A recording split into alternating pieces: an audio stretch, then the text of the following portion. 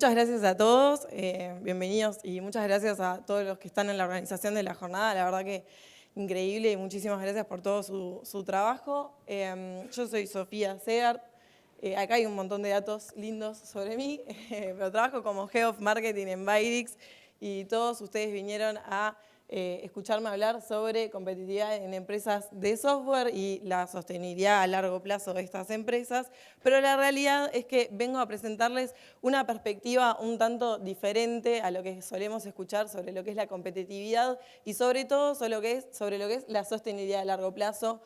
Entonces, perdonen, pero les mentí a todos y la charla en realidad se llama La honestidad vende, cómo seguir vivo y redituable de acá a 10 años. La idea es ver cómo la honestidad puede ser nuestra aliada en nuestro gran objetivo final, que claramente es hacernos millonarios vendiendo software en Estados Unidos y el mundo. Pero bueno, hablando en serio, cuando solemos hablar de competitividad y clientes y vínculos, pensamos en networking o cómo generar, no sé, a partir de nuestra agenda de contactos, oportunidades de negocio. Y está bien y es válido, pero el tema es que nuestra agenda de contactos es finita y la empresa siempre va a necesitar nuevas estrategias para poder escalar el negocio.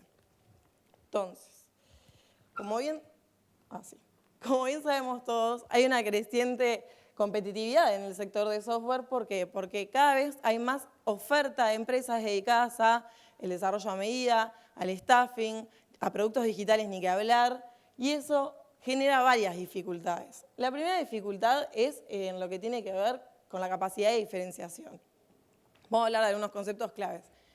¿Qué quiere decir competitividad? Hablamos de la capacidad de una empresa que tiene de destacarse frente a su competidor. ¿Cómo lo puede hacer? Siendo diferente, siendo distinta. Un profesor de marketing me decía, ser mejor no siempre es la respuesta, a veces es ser diferente.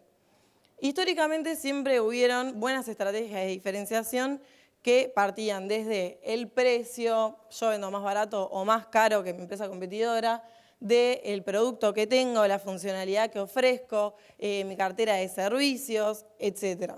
Todas esas han sido muy efectivas históricamente, pero el tema es que hoy en día el mercado está muy complicado porque hay muchas empresas muy similares ofreciendo más o menos los mismos servicios, productos y precios. Y a esta dificultad se le suma otro problema, que es la capacidad que tienen las empresas de hacerle llegar ese mensaje diferente a mi posible cliente. Pero lo que muchas veces no nos damos cuenta es que la principal forma de diferenciarme que yo tengo con la competencia es el vínculo que establezco con el cliente. Ninguna empresa es capaz de establecer un vínculo igual a otra con su contraparte. Y esa es la primera forma en la que yo me puedo diferenciar. Si ustedes se ponen a pensar cómo compran un montón de las cosas que consumen o cómo eligen las experiencias a donde ustedes van, seguramente sea porque se sienten muy bien cuando lo hacen. Y esto es así en todas las marcas y en todos los sectores. Es como la famosa frase, no sé si escucharon alguna vez a Maya Angelou, que decía, podré olvidar las palabras que dijiste, pero jamás olvidaré cómo me hiciste sentir. Y eso aplica para todo el mundo. Lo que es interesante es que en realidad hay una chance de que nosotros podamos redituar ese vínculo que nosotros establecemos con el cliente de forma tal de transformarlo en recursos que me permitan generar estrategias dentro de la empresa para salir a buscar nuevos clientes. Entonces, acá tenemos que hablar como de un segundo valor que el cliente me trae a la empresa. Obviamente el intercambio económico es fundamental para la subsistencia del negocio, además no sé si se acuerdan que dijimos que el objetivo era hacernos millonarios, así que para eso el intercambio económico clave. Pero después tenemos otro valor del cliente que viene en formas de datos cualitativos. ¿Qué quiere decir datos cualitativos? Que yo puedo tener información sobre la percepción del mercado que él tiene, que frecuentemente es muy diferente a la percepción de mercado que yo tengo. El comportamiento de usuario, es decir, qué camino recorre él para poder comprar mi producto o servicio, cómo nos buscó, etc. En tercer lugar, cuál es el problema a solucionar y cómo es que mi empresa va a poder resolver esa situación. Y cuarto, y clave, características del usuario de compra y del usuario final, porque no siempre quien nos compra es quien nos usa. Entonces, si yo tengo enfrente un VP de tecnología que lo que está buscando es implementar un sistema para dentro de su empresa o está buscando desarrolladores para un equipo, sí, probablemente tenga vínculo con ese sistema o con esos desarrolladores. Pero no va a ser el que está codo a codo todos los días desarrollando, o no va a ser el que es el usuario final de ese sistema. Entonces nosotros tenemos que ver cómo identificar cuáles son las dos necesidades de esos usuarios y poder satisfacerlas. Ahora, ¿cómo obtengo esta información? Bueno, acá es donde entra un concepto revolucionario y que nadie nunca escuchó, que se trata sobre entablar una conversación real. Es decir, que en la reunión de ventas que yo tengo con este cliente, no le estoy tratando de enchufar 5 usuarios, 3 desarrolladores, 5 tortas fritas y un pastelito dulce de leche. Tratemos de escuchar realmente de dónde viene, qué es lo que necesita y qué está buscando. Es decir, le pregunto, ¿por qué eligen servicios en Latinoamérica en vez de servicios de staffing en India? ¿Estamos seguros que nosotros siempre damos mayor calidad que ellos? No sé. ¿Cuál es el problema real que tiene? ¿Cómo nosotros podemos hacer para satisfacer ese problema? ¿Cómo nos encontró? ¿Dónde nos buscó? ¿Por qué elige mi empresa y no otra? Esos son algunos de los puntos que les podemos preguntar para poder empezar a entender de dónde viene y dónde está parada la persona que tengo enfrente. Pero dedicar ese tiempo necesario, tener una conversación real donde no estoy tratando de venderle, es clave para poder generar esta información que me va a permitir luego poder desarrollar esas estrategias teniendo claro qué necesito hacer en cada una de esas etapas que el usuario atravesó. Y acá es donde entra la verdadera magia, que es tener esa capacidad realmente de poder entender cuál es la necesidad inconsciente que está manejando mi prospecto o cliente. Y esa necesidad subyacente o inconsciente es una relación de confianza. Si ustedes se lo ponen a pensar en sus propios términos, básicamente lo que quiere decir es que cuando yo compro un servicio o una solución para la empresa donde trabajo, o simplemente compro un producto en Mercado Libre, ¿qué es lo que quiero? Confiar en que me va a llegar gratis en el día y que no me estoy comprando un problema. ¿Cómo hago eso? Confiando en lo que me están diciendo. ¿Y cómo confío? Bueno, porque el que me lo dice se maneja desde la honestidad de lo que puede y lo que no puede hacer. Y en esto hago especial hincapié porque esa honestidad nos va a ayudar en varios niveles. En mantener la identidad de la empresa, en que se mantenga fiel al propósito de la empresa y no cambiando la cartera de servicios y productos y funcionalidades solamente para poder cerrar un cliente. Y además porque cuida la reputación, que es el asset más valioso que vamos a tener pensando en la permanencia en el mercado.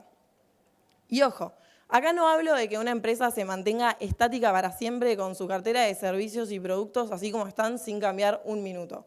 No, eso es un error garrafal. Está bien cambiar siempre y cuando se parta desde una decisión interna estratégica de la empresa. Y no, porque tengo determinada meta de facturación, entonces si arranco a vender tortas fritas, es como voy a llegar. ¿Por qué? Porque no tenés una infraestructura que banque vender tortas fritas. Vendés software. Es muy difícil vender una torta frita de React Native, así mobile, y que te dure 10 años en el mercado. Muy difícil. Pero bueno, esto no va solamente en las tecnologías que manejamos o no manejamos, sino en la capacidad que tenemos de abordar determinados proyectos y de cumplir determinadas fechas. ¿Por qué? Porque eso es lo que empieza a generar determinadas rupturas y roces con los vínculos con los clientes y además afecta gravemente la reputación de la empresa. Cerrar proyectos o clientes indiscriminadamente, pensando solamente en esa meta de facturación que todos queremos llegar, es una estrategia cortoplacista basada en el rédito económico instantáneo y no con una visión de permanencia en el mercado, y mucho menos del cuidado de vínculos de clientes. Y más aún, en unos años, esa empresa va a tener problemas muy graves para cerrar clientes, porque su reputación va a estar altamente afectada. Hace unos días, cuando estaba preparando esta charla, encontré un testimonio de una empresa que estaba atravesando estos mismos problemas de reputación. Realmente estaban muy afectados, hacía mucho tiempo que no cerraban ventas, tenían graves problemas a la interna de la empresa. Y bueno, el video la verdad que me pareció muy representativo de lo que empieza a suceder en estas empresas, en estos casos, y me pareció interesante compartirlo con ustedes. Oh my God! Fire! Oh my God! Okay, it's happening. Everybody stay calm. What's the Everybody procedure, stay calm. everyone? What's the procedure? Stay Have you ever seen a burn victim? Save Bandit! How about now?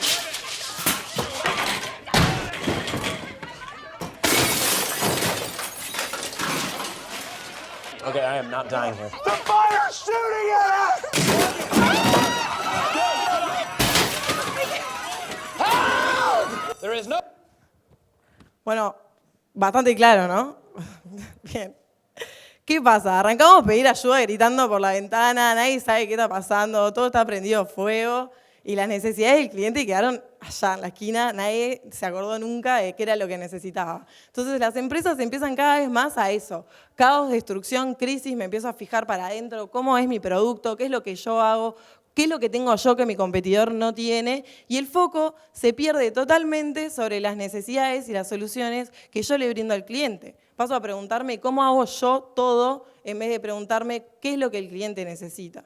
Y ahí es cuando empieza el camino hacia la pérdida de adaptabilidad, porque dejar de entender qué es lo que necesita el otro significa que yo me dejo de adaptar a un mercado cambiante. Esto, aunque no lo crean, es muy frecuente y es tan frecuente que el marketing tiene un nombre y el fenómeno se llama miopía del marketing, que muchas veces se ejemplifica en un caso conocido que es el caso de los ferrocarriles. Brevemente el caso describe cómo hace muchos años en Estados Unidos empresas de ferrocarriles tuvieron que definir su negocio y dijeron, bárbaro, nosotros estamos en el negocio de los ferrocarriles. ¿Tiene sentido? Pues no. Deberían haber dicho, nosotros estamos en el negocio del transporte. La diferencia entre una definición y otra está en que una está basada en el producto propio de la empresa y la otra se basa en la solución que le brindo al cliente. Caso contrario es Netflix, por ejemplo. Netflix no se dice que está en el negocio del streaming, está en el negocio del entretenimiento. Y si bien, al igual que software, ahora es un mercado bastante saturado porque tengo 700 plataformas de streaming por minuto, ellos han logrado retener bastante base de usuarios en base a entender qué contenido entretiene a sus usuarios. Mirá. Voy, ¿eh? Ahí. Opa. El próximo meme. Entonces, ¿en dónde estábamos? En Netflix, unos cracks. Siguiendo con eso, Netflix, ¿qué entendió?